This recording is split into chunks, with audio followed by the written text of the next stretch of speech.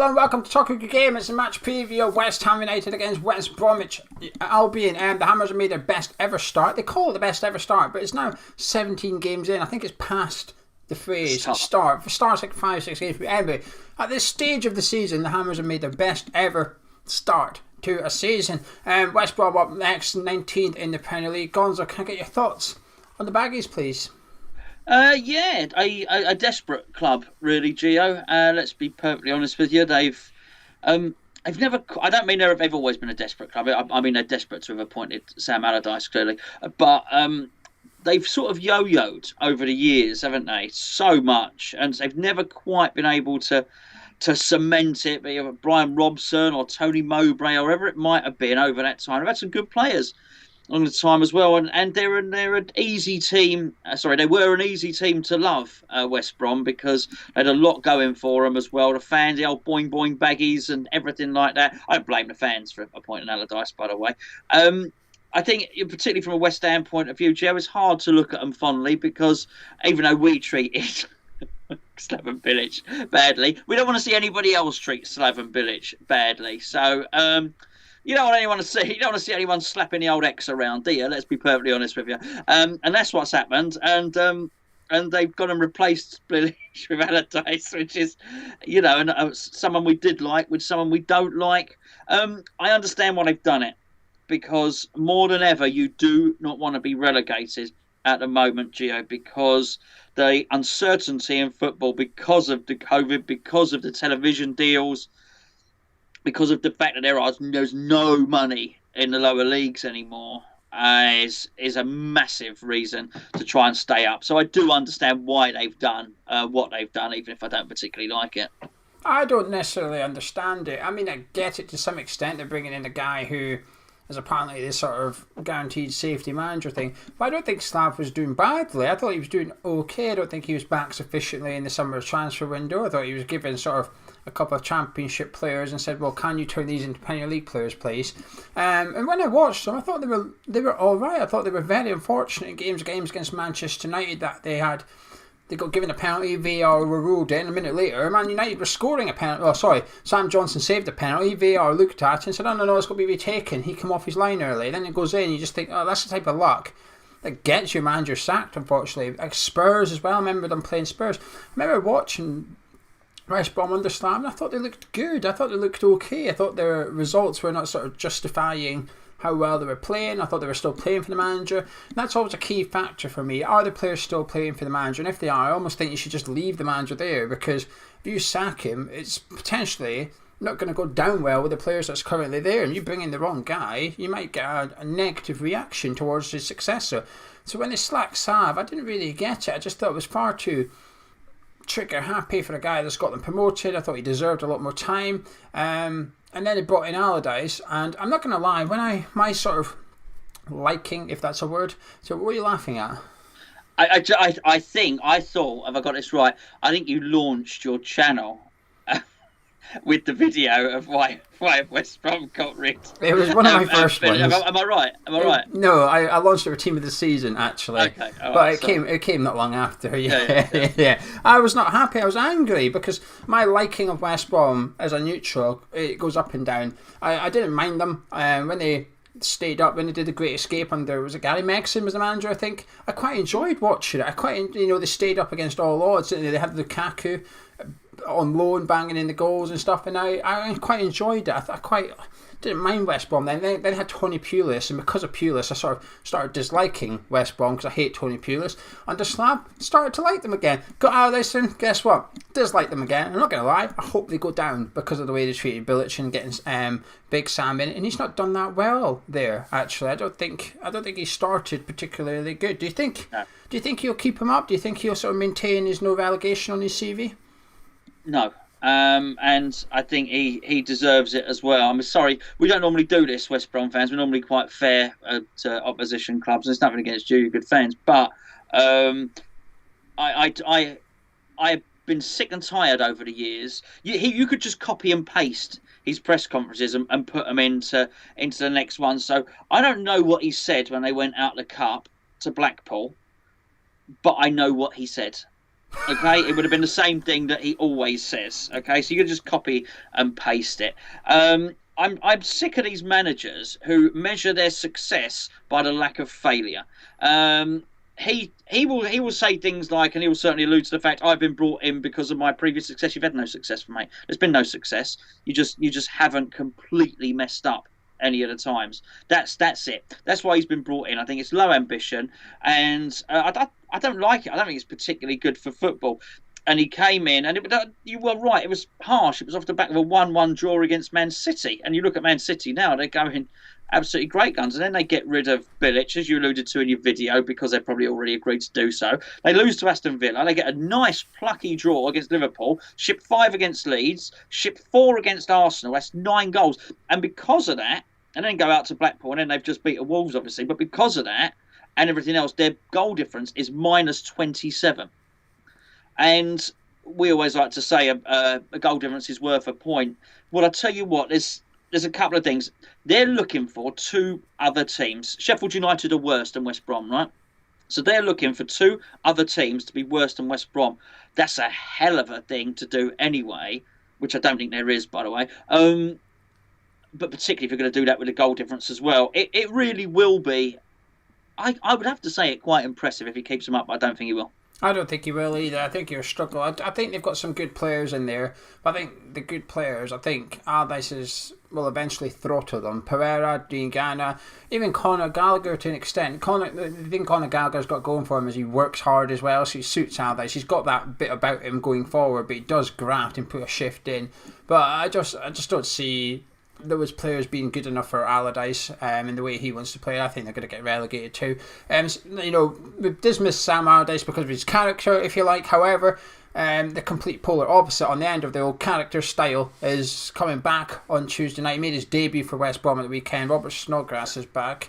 It'd be a bit weird watching him sort of in the other team.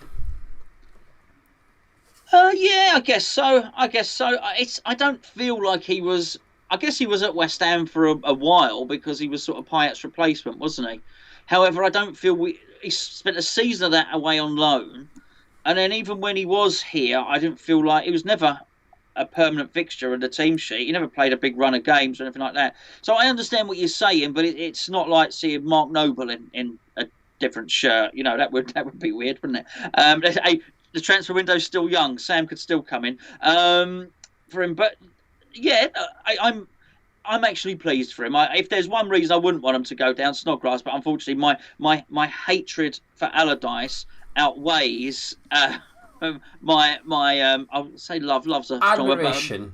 My admiration, thanks, mate, for Robert Snodgrass. Yeah, I completely agree. They're 2 completely different characters as well. One guy's just got the world's biggest ego, selfish, horrible person to have in football. And got the other guy, he's got a heart of gold. He'll give it 100%, run himself into the ground. He'll almost take a bullet for his teammates, Robert Snodgrass. I think he played very well at the weekend against Wolves as well. But he was the most Robert Snodgrass thing ever. Done well, worked hard, covered every blade of grass, then gives away a stupid free kick which leads to Wolves' equaliser. And you're like, well, that's why you've always been a decent and only a decent Premier League player kind of thing. Players you admire from West Brom. Well, Pereira. I really like Pereira, and I did. You know this? I saw him for them last season. I think he has been unlucky. I'm funny with these players. I always convinced they're going to come good. I know he scored a couple of penalties or whatever it was. I know he scored a couple of goals at the weekend, but I really like what you said about Allardyce throttling them. I thought, oh yeah, crikey, you watch that Pereira, you'll be on the left wing before you know it, mate. I can tell you that much. Yeah, he's really good, Geo. He's really, really good. So skillful, and a player I wouldn't have minded us getting. We don't need him now. We got a few of that sort of type of player. Admire. I think that's probably about it, to be perfectly honest with you. But he's got Livermore in there, who is not a bad player. Livermore played for England at one point as well. But admire would be probably stretching it a little bit. Kieran Gibbs, I like Gibbs. Gibbs is always a good player. I felt Gibbs was. I don't know why Arsenal got rid of him as early as they did. I thought he was going to be their left back for years and years. The striker, I saw the striker. I watched the game. Only the highlights, of course. Robinson. It's all right. The one of the midfielders, I guess it must have been the other one that wasn't Livermore. Looked quite good. Sawyers. Yeah. In fact, I thought he was one player I looked at and thought, okay, he's all right. But yeah, I mean, not a great team which won it down the bottom. I think Sam Johnson's a fantastic keeper. He's out for our game. I believe he was missing at the weekend anyway. But I do think I think Sam Johnson's a fantastic keeper. If he was to come in to sort of replace Fabianski long term, I would love that. I think he's been brilliant. I think he's been, when I've watched West Brom, I've seen a lot of West Brom this season actually, and I think he's been their best player. It makes sense, doesn't it? The keeper being busy at the bottom too. But if you go watch him, then go watch Ramsdale at Sheffield United, there's a massive gulf in quality between the two of them. West Brom got a really, really good goalie in the hands there. I think Conor Gallagher, although he's Chelsea's player, I think he's been unbelievable for West Brom. His dribbling's fantastic. He always gets his head up, looks to try and get forward at every opportunity as well. I really, really like what Conor Gallagher's all about. And should Chelsea look to offload him in the summer? Because I don't think he's good enough for Chelsea. I don't think Gallagher's good enough for them because he sort of plays the same sort of style as Mason Mount. I love him at West Ham. We're looking for a centre midfielder in the summer. I think Conor Gallagher would be near the top of my sort of wish list, if you like. Dean Ganna's injured for the weekend as well. Well, so I keep saying the weekend. I'm used to saying weekend. Tuesday. Dean Ganna's injured for our game. It would be nice to see him back. He'd have had a point to prove as well. I think Furlong's all right at right back, but a lot of sort of okay players. Carlin Grant I would have loved at West Ham, but he's not done that amazing at West Brom as yet. Just a massive thank you to Derek Newcastle for popping £2 into the super chat. He says, my £1 to the Hammers Chat full-time fund. Come on, you irons. Thank you, Derek. Gonzo can now do an extra 1 minute this month working on Hammers Chat content. Absolutely, thank you, Derek. Yeah. Anyway, we'll talk about West Ham now. The reports are Michail Antonio is a little bit iffy. He's a little bit iffy as we'd expect, but apart from that, it's as you were. We'll wait and see if Balbuena has finished his isolating period or not after coming into contact with someone with COVID. Gonzo, would you play him? Michail Antonio, would you start him for this game? Well, firstly, I'm not surprised, by the way, but I'll take that. I'll take that. That doesn't sound like he's injured. Okay, that sounds like he's taken a knock and it wouldn't be wise to play him. If that's the case, no, we don't play him. It really is as simple as that. But it sort of worked. I knew we wouldn't get both games out of him, and now we're playing Tuesday, Saturday, right?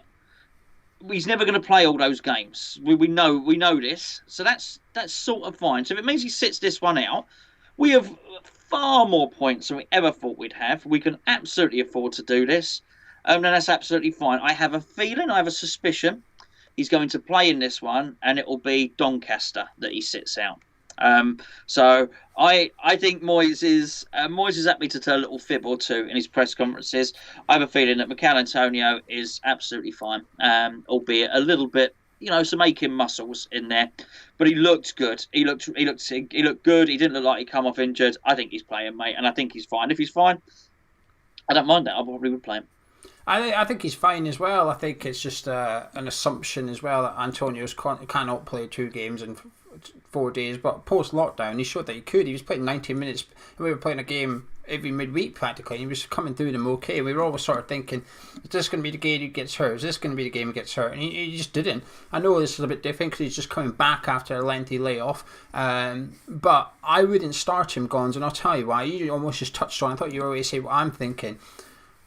Because we've got Doncaster on Saturday, and I'd rather see him 100% fit and fresh for our FA Cup game. I know it won't be popular, but the Doncaster game's priority for me over the West Brom one. I want to see our strongest team against that Doncaster side. I want to see go as strong as possible, 9 of the starting 11 if you like starting, and make sure we get into the next round of the Cup.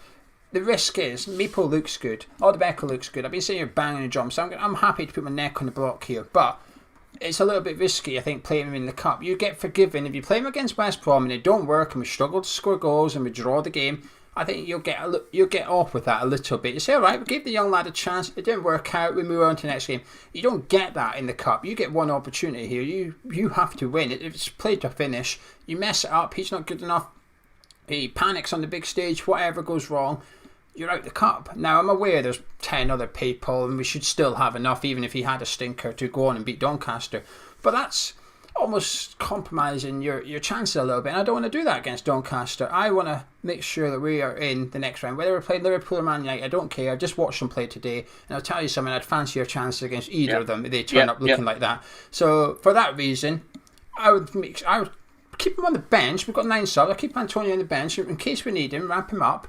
But I'd very much say to him, you're starting against Doncaster because I need to win that fixture. And I'd give Alderbeck an opportunity on Tuesday, because this West Brom defence will give him chances. He will be allowed to have 2, 3, 4 efforts at goal. Because while they won against Wolves, their defence got opened up plenty of times. Wolves should have scored more than the 2 goals.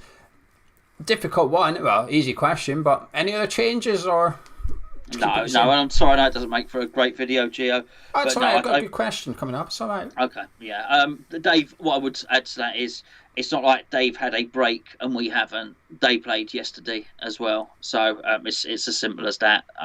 So yeah, and I'm really happy with our fitness. I'm sure Sam will get them fit, but there's no way he's been there as long as Moyes has been getting our boys fit for a year, so there's no way they'll be up to our fitness levels. Just where we are now, I think in the preview last week in the build-up, we said we've now got our sort of first choice back 5 now. Have we now got our first choice 11, essentially, with the team that we saw in the last game that we'd expect to start against West Brom? Yes, I think so. I'm not even looking at that bench. I think we have, one proviso, which is Masuaku coming back. I think Masuaku throws a spanner in the works only because the formation may change. When you change the formation, then, obviously one of those guys that's in that team probably, well it would drop out because you can't play 12 players, so which is quite right and only fair and proper. But yes, for the moment, with that formation, this is our fixed 11. Yeah, I think this is our strongest 11. The thing is, even if Masuaku in theory come back and we switch to back 3, we haven't seen Craig Dawson in a back 3 yet. I'm sure he'd be fine, but we haven't seen it yet. We don't know. We have to assume that it's an uncertainty. So therefore, you'd have a little bit of a question mark over him. I think we've done well. I mean, you kept 4 clean sheets in a row now. You can't say that's working. We're creating chances, not scoring loads of goals, but we're creating plenty of chances and stuff. So I think we've now got our strongest 11 on paper, and it's just a bit unfortunate. But Masuaku, unfortunately, he's got injured. We've been forced to change formation. We've done that. And we're looking a little bit better for it. And inside Ben Rama is one person taking advantage of the switch information, because there wasn't really a number 10 role before. Now there is. There's a position for him now. There wasn't prior to this. I think I know your answer. I've told you my answer. 3 points against West Brom and out the cup, or would you take a defeat against West Brom? Just hypothetical question. I realise there's zero correlation. You can have both. Blah blah blah. Yeah. Sure. Just for a little bit of fun. I'll play the game. I'd lose to West Brom. Yeah, I mean the cup is everything. I am. Do you know I'm mental? I am right. I've actually already in my head planned I've planned it in here for cup final day and stuff like that, what I'm doing with my son. I've even thought about a grub and where, and am I there? Sorry? Am I there? I'll tell you what, if we got to the cup final and whatever, we were allowed to move around the country, it would have to be done. It would have that and we weren't allowed to the ground and stuff like that. We would have to do it in here. It would have to. I'd say it's funny you even mention it. I just thought no one's still allowed. I'm still in lockdown mode. I'm thinking the only person that's allowed in it is my son, basically. But I'm already dreaming about the cup. Geo is my point. I really would. We have to go for the cup. We really would. Yeah. Are you dreaming about European football as well? No, not so much. I know it's a byproduct of winning the cup if we're talking about that, but obviously I'm now talking about league positioning, because if we win this game, I mean, prior to the Man United game, we were 4 points away from second place in the league. That's how tight the league is. It's mental. So we're now 5 points away from second place in the league, I think. But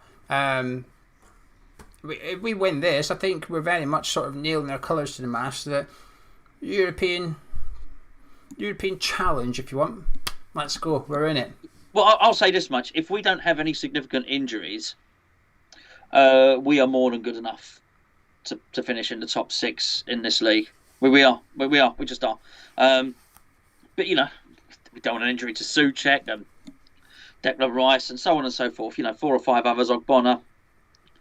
That being said, if we kept that team, we probably will qualify for Europe. So would I enjoy that? Yeah, mate, because I tell you what, that'll give us so many nice victories between now and the end of the season. Yeah, I would. Am I sat here? Thinking,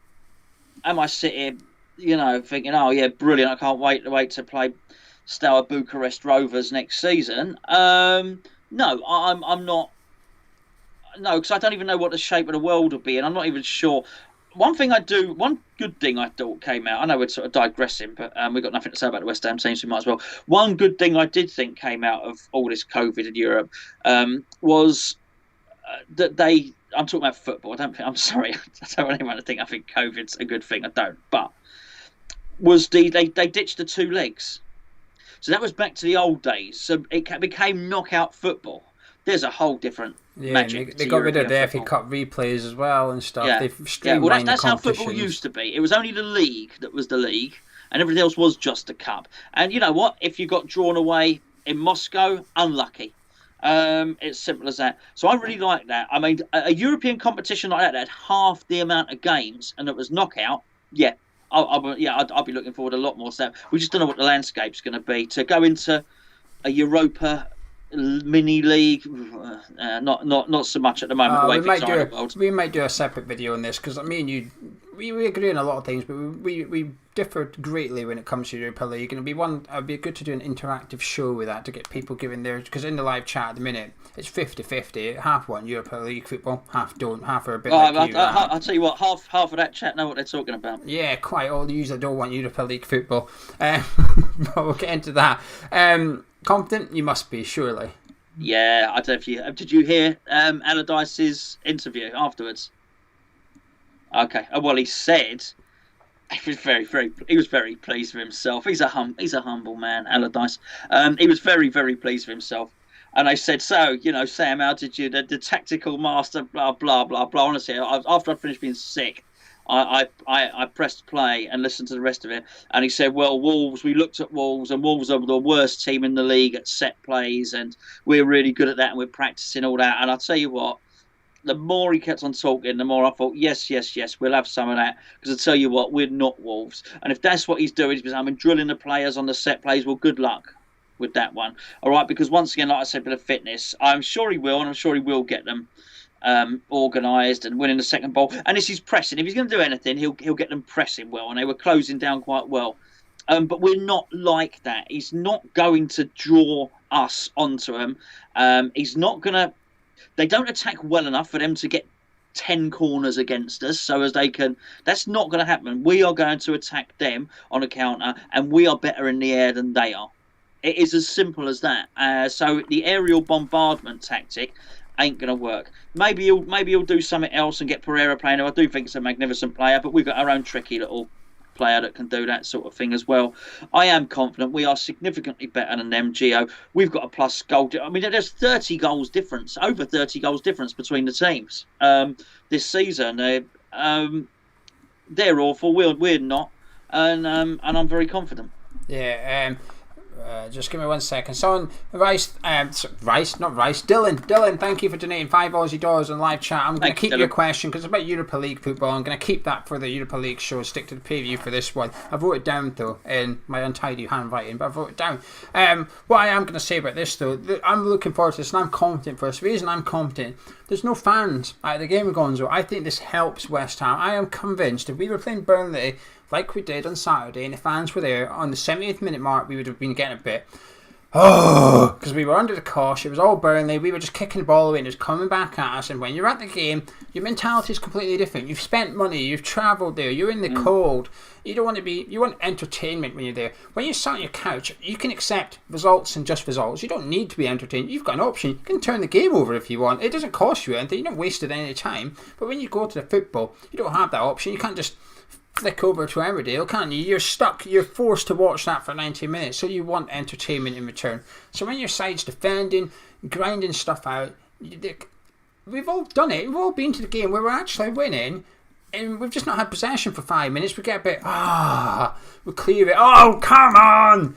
fucking hell, Noble! That's the guy that's behind me. That's all he does all game. Yeah. even when he scores. Even when Noble's not playing. Even when Noble's not playing, he gets on his case. But the fans aren't there. And that's what's going to help us against Tuesday, I think. Because if we go up 1-0, up 2-0, and we start doing what we did against Burnley, normally the fans would get a bit irritated. Allardyce would have been saying to his teammate, Allardyce would have said to his team Tuesday before that game, said, this lot will turn. Make it 0-0, make it boring, get in their faces after half an hour, that home fans will start moaning, they'll start groaning, and then they're on our side. We get into the game. Well, the fans aren't there. You cannot use that against us anymore.